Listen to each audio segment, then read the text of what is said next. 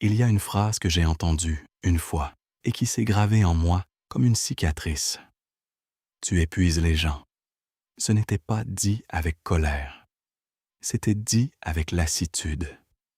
Et ça, c'était bien plus douloureux.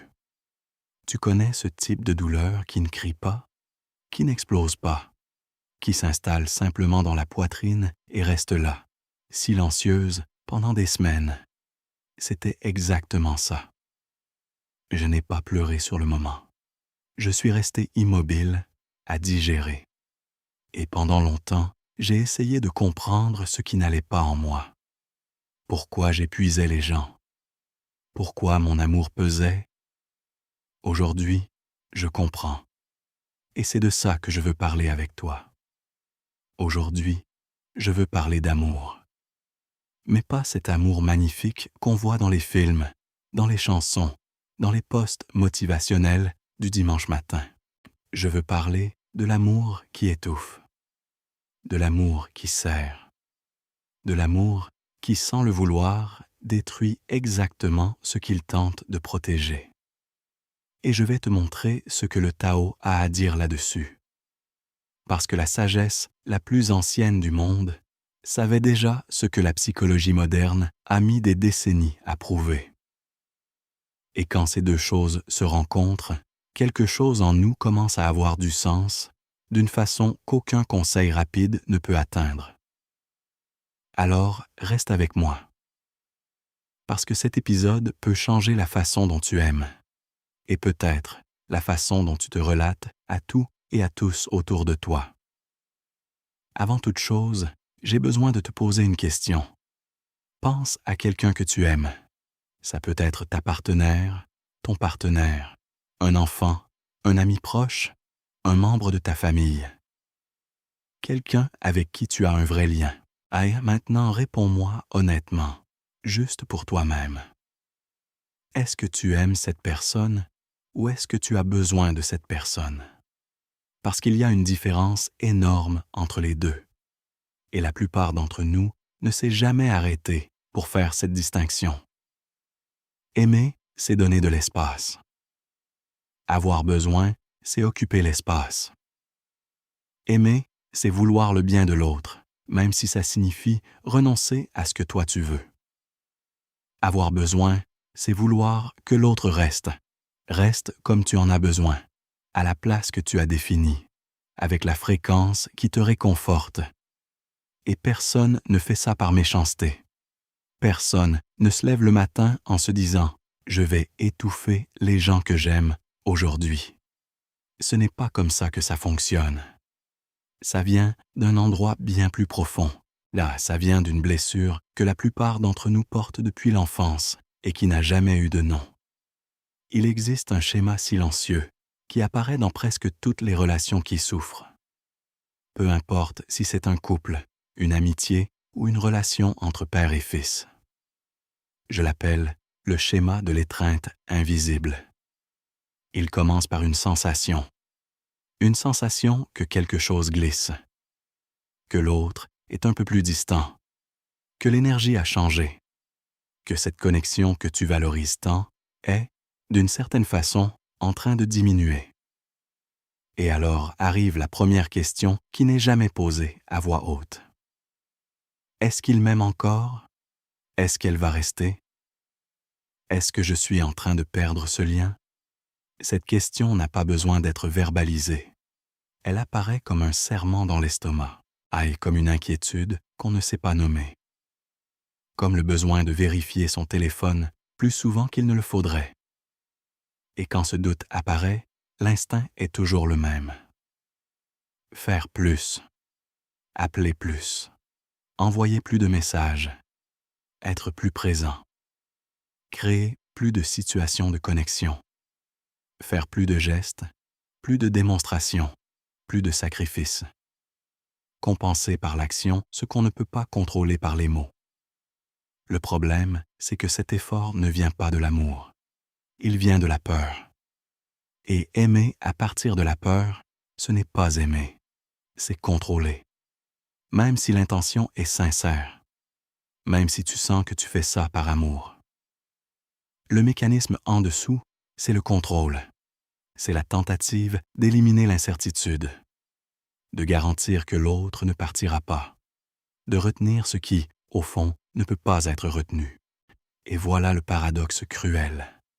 Plus tu serres, plus l'autre veut de l'espace. Plus tu fais, plus l'autre s'éloigne. Plus tu essaies de garantir l'amour, plus il semble glisser entre tes doigts. Le Tao Te Ching, au chapitre 76, dit quelque chose qui paraît simple, mais qui traverse tout. Ce qui est rigide se brise. Ce qui est flexible demeure. Pense à un arbre pendant une tempête. L'arbre qui a des branches rigides, qui ne plient pas, qui résiste de toutes ses forces. Cet arbre se brise en deux. Alors que l'arbre qui laisse le vent bouger ses branches, qui oscille, qui semble faible mais ne l'est pas, lui, il reste debout. L'amour rigide est ainsi. L'amour qui exige, qui contrôle, qui ne tolère pas l'incertitude, qui a besoin de confirmation constante. Cet amour se brise, non pas parce qu'il était faible, mais parce qu'il était trop dur pour survivre à ce que la vie apporte inévitablement. Et l'eau. Le Tao revient à l'image de l'eau à plusieurs reprises, parce que l'eau est le symbole parfait de ce que signifie être fort sans être rigide. L'eau ne se bat pas contre la pierre. Elle contourne, attend, et un jour la traverse. Non pas avec la force brute, avec patience, avec présence, avec la sagesse de toujours trouver le chemin le plus ouvert. Ça ne signifie pas aimer moins. Ça signifie serrer moins. Il y a une différence énorme entre être présent et être agrippé, entre être intime et être invasif, entre aimer et dépendre. J'ai déjà été cette personne. Et j'ai besoin d'être honnête là-dessus parce que je pense que l'honnêteté est le seul vrai chemin ici. J'ai déjà été le type de personne qui, quand il sentait de la distance dans une relation, sa réaction automatique était de se rapprocher davantage. Plus d'attention, plus de messages, plus d'efforts, plus de présence. Il y avait une relation spécifique dont je me souviens très bien. Chaque fois que je sentais que la personne était un peu plus silencieuse, un peu plus dans son monde à elle, j'entrais en mode alerte. Je commençais à créer des situations, à poser des questions, à essayer de reconnecter d'une façon qui, vue de l'extérieur, ne laissait clairement aucun espace à l'autre pour respirer. Je croyais que je me battais pour la relation, que j'étais dévoué, que je montrais à quel point je m'impliquais. Mais en réalité, je me battais contre l'incertitude. Et ça n'avait rien à voir avec l'autre. Ça avait tout à voir avec moi, avec ma peur, avec mon incapacité à tolérer le ne pas savoir. Et l'autre le sentait.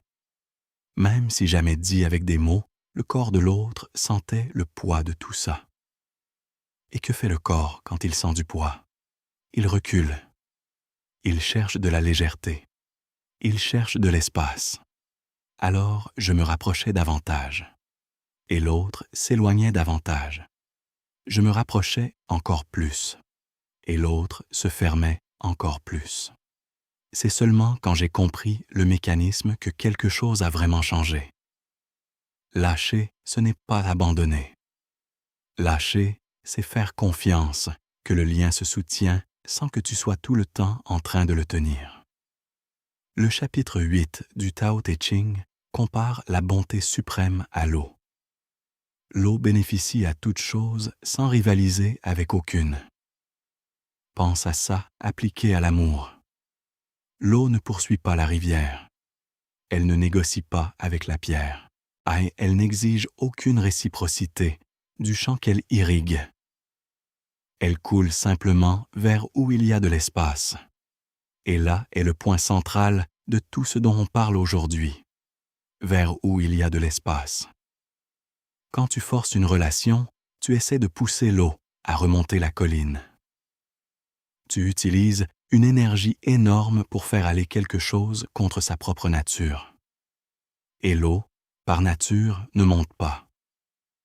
Elle trouve le chemin le plus ouvert.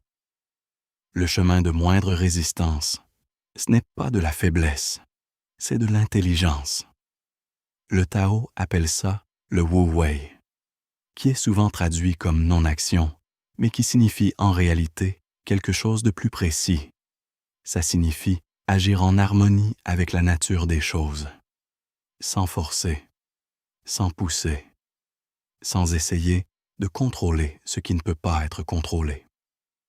Dans l'amour, il y a le Wu Wei, c'est la capacité d'être complètement présent, sans avoir besoin que l'autre soit d'une façon spécifique. C'est la liberté d'aimer sans agenda, de prendre soin sans réclamer, de donner sans comptabiliser. Et paradoxalement, c'est exactement ce type d'amour qui crée les liens les plus profonds et les plus durables.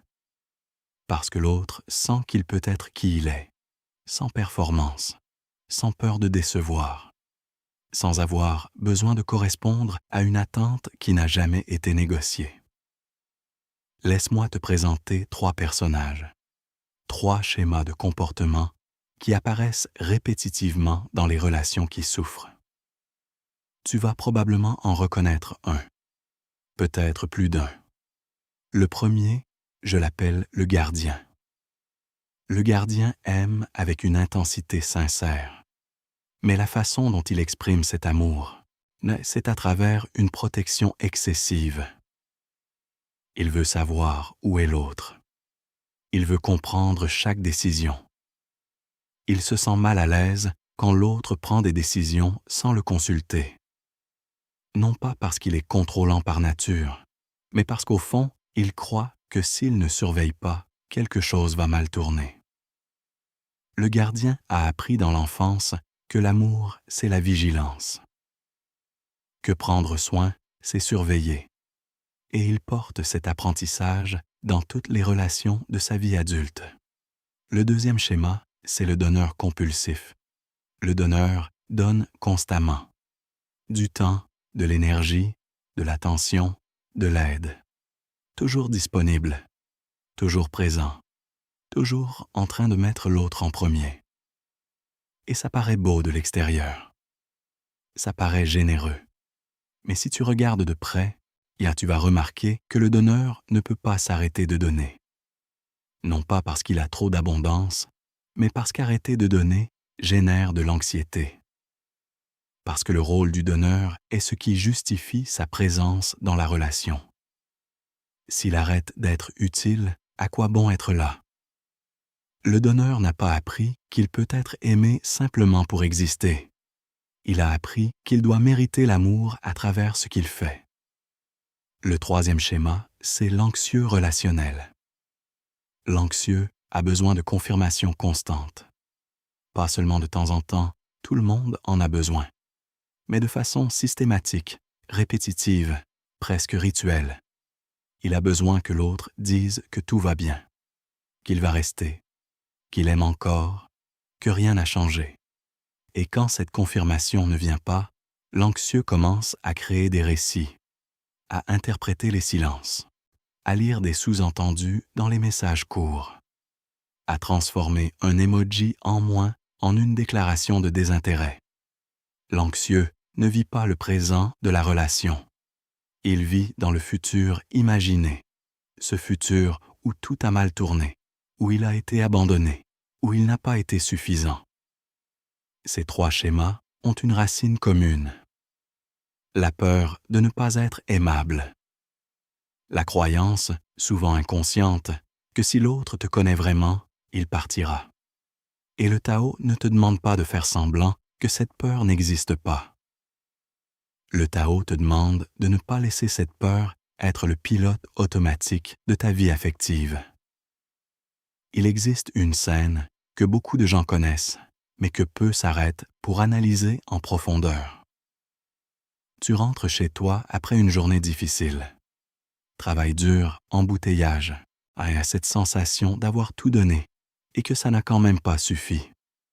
Tu rentres en voulant peut-être un peu de réconfort, un sourire, un « comment s'est passée ta journée ?» La personne que tu aimes est silencieuse, distante, dans son monde à elle. Elle ne te regarde pas avec ce regard-là. Elle ne te demande pas comment tu vas. Elle répond en monosyllabes. La peur dit « quelque chose ne va pas. Elle est en colère contre moi. Il n'est pas heureux. J'ai fait quelque chose. Je dois découvrir quoi. Je dois régler ça maintenant. » Et alors tu commences. Tu demandes si tout va bien. La personne dit oui. Tu ne la crois pas. Tu redemandes autrement. La personne se ferme un peu plus. Tu interprètes cette fermeture comme la confirmation qu'il y avait un problème. Tu demandes une troisième fois. Et là, tu as créé un problème là où il n'y en avait aucun. Que s'est-il passé ici?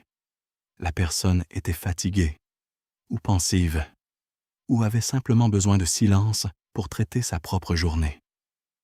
Ça n'avait rien à voir avec toi. Mais ta peur a transformé son silence en un jugement sur toi. Et tu as réagi au jugement que toi-même tu avais inventé. Et tu as créé le conflit que tu essayais désespérément d'éviter. Le Tao dirait autre chose. Respire. Assieds-toi prêt sans envahir. Prépare un thé. Mets une musique douce. Reste disponible sans exiger. Laisse le silence être juste du silence. Laisse l'autre avoir l'espace dont il a besoin pour revenir de lui-même. Et quand il reviendra, et il reviendra, la qualité de cette reconnexion sera complètement différente.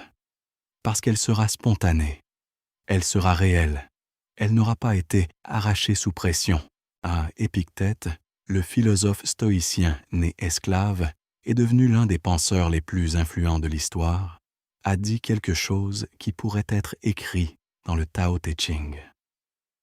N'exige pas que les événements soient ça comme tu le veux. Désire qu'ils soient comme ils sont, et ta vie coulera avec sérénité. Pense à combien de souffrances seraient éliminées si on prenait ça au sérieux dans nos relations. N'exige pas que l'autre soit comme tu as besoin qu'il soit. N'exige pas que la relation évolue au rythme que tu veux. N'exige pas que l'amour soit démontré de la façon qui fait sens pour toi. Ça ne signifie pas ne pas avoir de limites.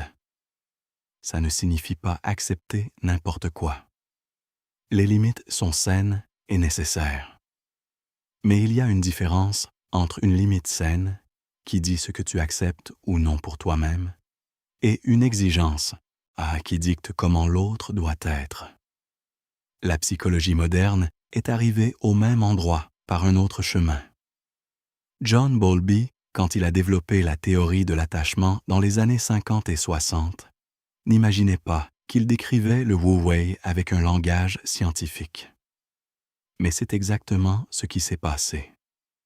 La théorie de l'attachement montre que les relations les plus saines ne sont pas les plus intenses. Ce sont celles qui ont de l'espace. Ce qu'on appelle l'attachement sécure, c'est, en pratique, la capacité d'être proche sans étouffer et d'être loin sans paniquer.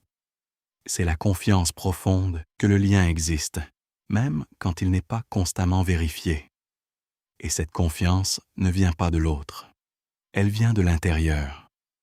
Elle vient d'une relation saine avec ta propre solitude, avec ta propre présence, avec la capacité d'aller bien par toi-même, indépendamment de ce que l'autre fait ou ne fait pas. Tao, stoïcisme et psychologie disent la même chose avec des mots différents. L'amour sain a besoin d'espace, et l'espace n'est pas une absence. C'est de la confiance. Maintenant, je veux t'inviter à quelque chose de pratique. Ferme les yeux si tu peux. Si tu conduis ou si tu marches, écoute seulement. Pense à une relation où tu sens que tu forces.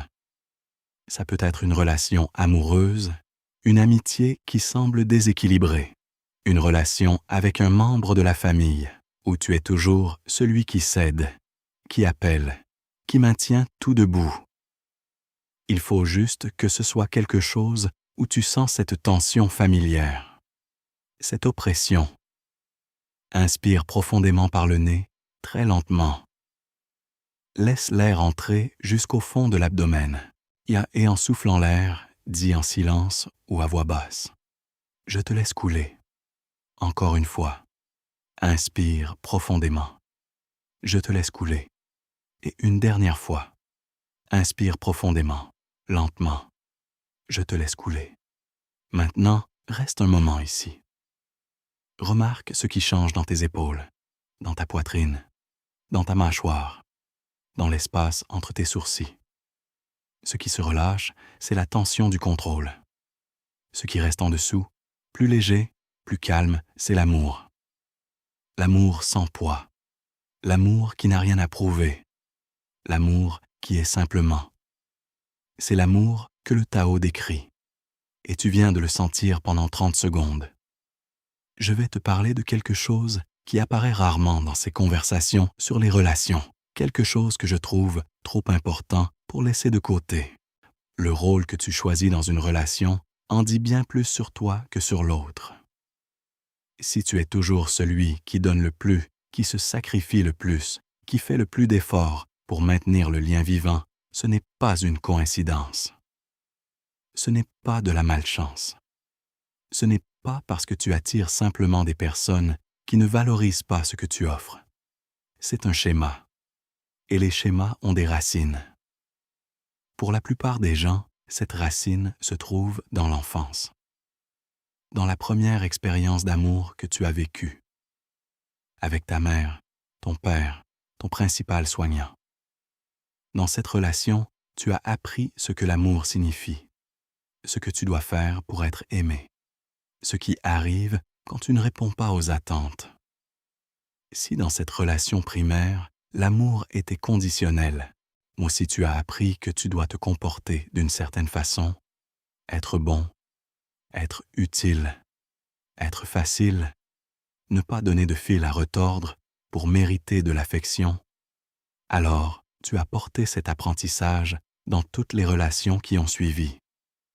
Non pas parce que tu es faible ou coincé dans le passé, mais parce que le cerveau humain est une machine à reconnaître des schémas.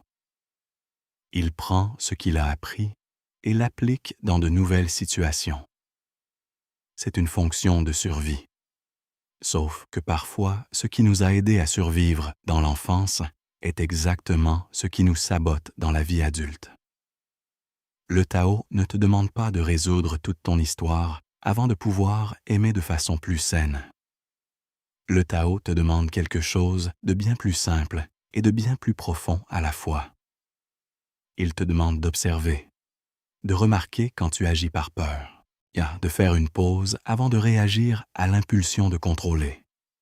Pas comme une tâche, pas comme une chose de plus à ajouter à ta liste de développement personnel, mais comme une pratique de présence, d'attention, de bienveillance envers toi-même. Il y a une erreur très courante dont j'ai besoin de t'avertir avant que tu la commettes. Ne transforme pas le ne pas forcer en une autre façon de forcer. Ça semble évident quand tu le lis comme ça, mais ça arrive tout le temps. La personne entend parler du Wu Wei, du fait de couler, de lâcher le contrôle, et alors elle crée un nouvel objectif. Je dois être plus tranquille. Je dois être moins anxieux. Je dois arrêter de contrôler. Et elle passe à se surveiller constamment, à se blâmer chaque fois qu'elle ressent l'impulsion de contrôler, à se juger quand elle retombe dans les vieux schémas. Et c'est forcer le ne pas forcer. C'est utiliser le Tao comme une nouvelle règle pour se mesurer et se juger. Et c'est exactement le contraire de ce que le Tao enseigne. Le chapitre 48 dit quelque chose qui est presque un antidote à cette erreur.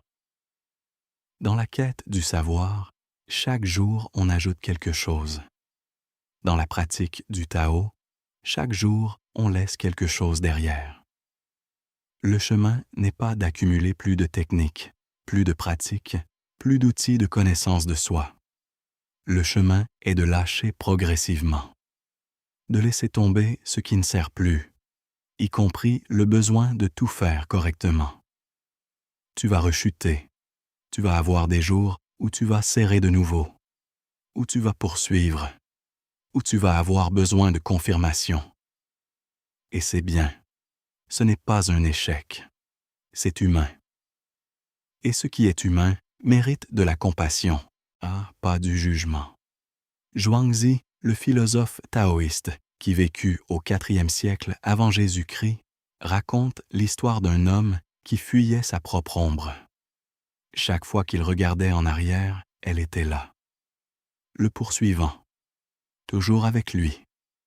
Il courait plus vite, l'ombre courait avec lui. Il essayait de zigzaguer, l'ombre faisait pareil. Il prit panique, l'ombre prit panique avec lui. Jusqu'à ce qu'un vieux homme, au bord de la route, dise quelque chose de simple. « Assieds-toi sous un arbre. » L'homme s'assit. L'ombre disparut. Non pas parce qu'il était devenu plus fort, non pas parce qu'il avait trouvé une meilleure technique pour fuir, mais parce qu'il avait arrêté d'alimenter la poursuite. Le besoin de contrôler l'amour fonctionne exactement ainsi. Tu ne le vains pas en te battant contre lui. Tu ne le surmontes pas avec plus de volonté et plus de détermination, plus de travail sur toi-même. Tu arrêtes de l'alimenter. Tu t'assieds sous l'arbre. Tu respires. Et un jour, sans que tu perçoives exactement quand, il ne pèse plus. Je veux parler de quelque chose qui est rarement dit dans ces conversations. Quelque chose que je trouve trop important pour laisser de côté. Il y a une différence entre les relations qui méritent plus de présence et les relations qui méritent d'être laissées partir. Toutes les relations en souffrance ne le sont pas parce que tu forces.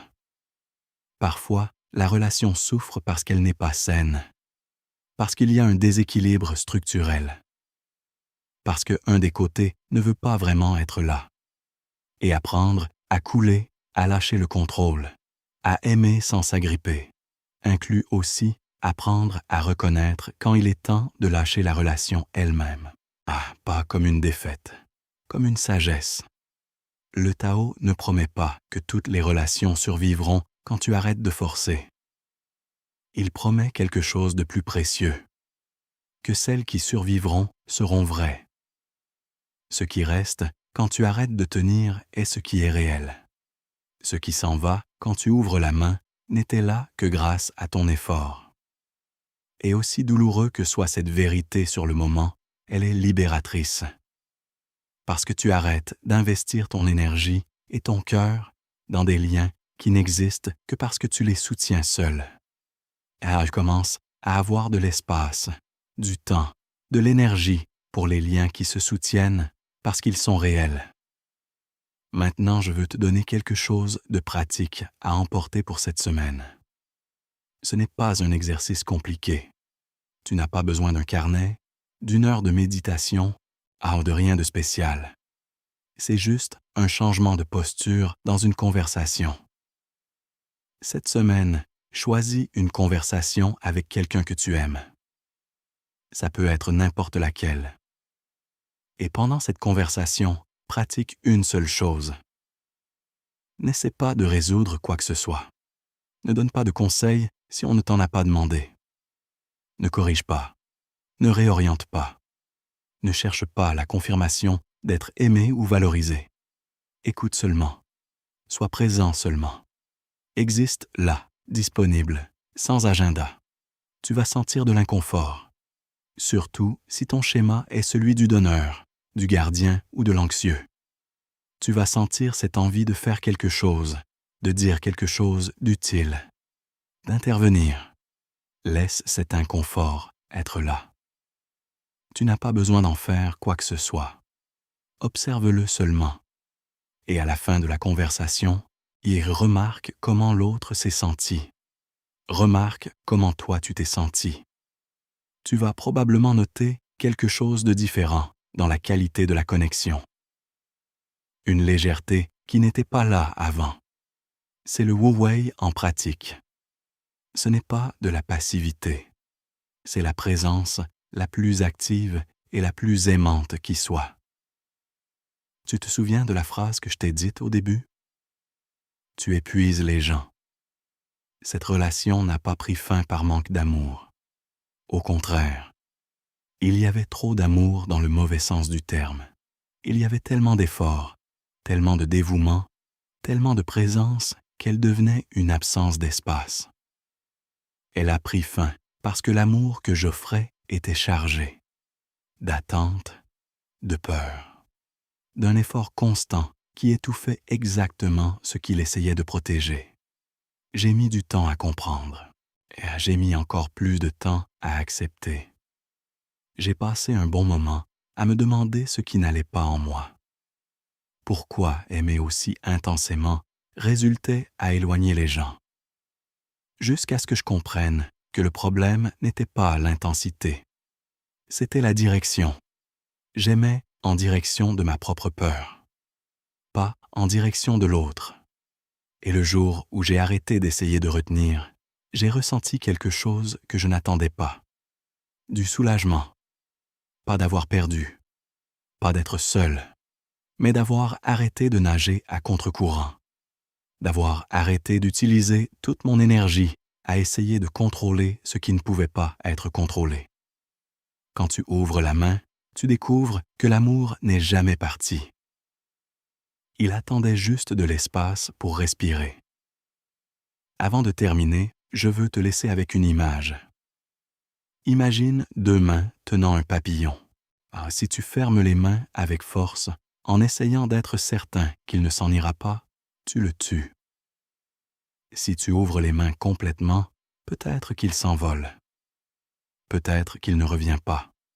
Mais si tu gardes les mains ouvertes, ni fermées, ni en train de rejeter, simplement ouvertes et disponibles, alors le papillon choisit de rester. Non pas parce qu'il n'a pas le choix, mais parce que c'est un endroit sûr pour être. C'est l'amour que le Tao décrit. Des mains ouvertes, un cœur disponible, sans garantie, sans contrôle, sans poids. Et paradoxalement, c'est cet amour que les gens choisissent. Toujours. Si quelque chose de ce que tu as entendu aujourd'hui a résonné en toi, si ça a touché quelque chose que tu n'attendais pas, dis-le-moi dans les commentaires. Quelle relation a commencé à couler quand tu as arrêté de forcer? Quel schéma tu as reconnu en toi aujourd'hui? Gardien, donneur, anxieux? Ces histoires comptent. Pas seulement pour moi, mais pour celui qui écoute et n'a pas encore trouvé les mots pour ce qu'il ressent. Si c'est ton premier contact avec cette chaîne, reste par ici. On ne parle pas du Tao comme d'une philosophie lointaine, comme d'un beau concept à citer en conversation. On amène le Tao dans le quotidien, dans les conversations difficiles, dans les silences inconfortables, dans les relations qui font mal et dans celles qui construisent. À bientôt.